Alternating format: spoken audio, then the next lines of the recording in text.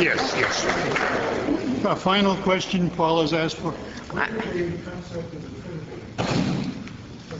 The Trinity.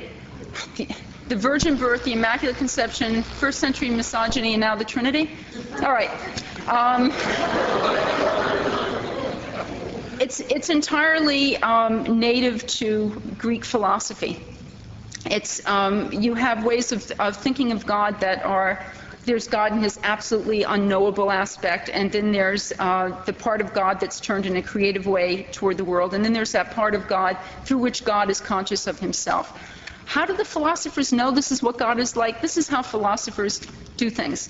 I think they make some of it up, but this is part of particularly a Platonic stream of Greco-Roman philosophy.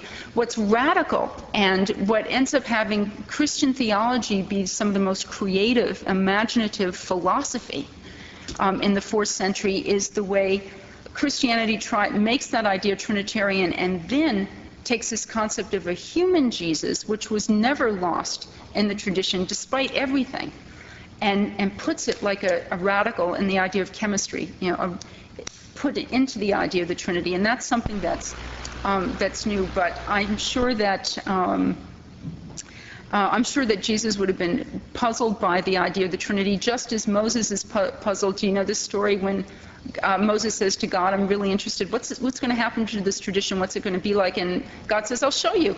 And he brings Moses forward to a yeshiva where one of the great teachers is expounding on something, and the students say, this is amazing, why are you saying this, teacher? And the rabbi says, I'm not saying it, Moshe Rabbeinu said that. And of course Moses can't understand what he's talking about at all. So that, if Christians had a Talmud, we could tell that story about Jesus and the Trinity. But my professor is now telling me that I have to stop talking. We're going to have a reception, so I'm happy to talk to you less formally afterwards. Okay.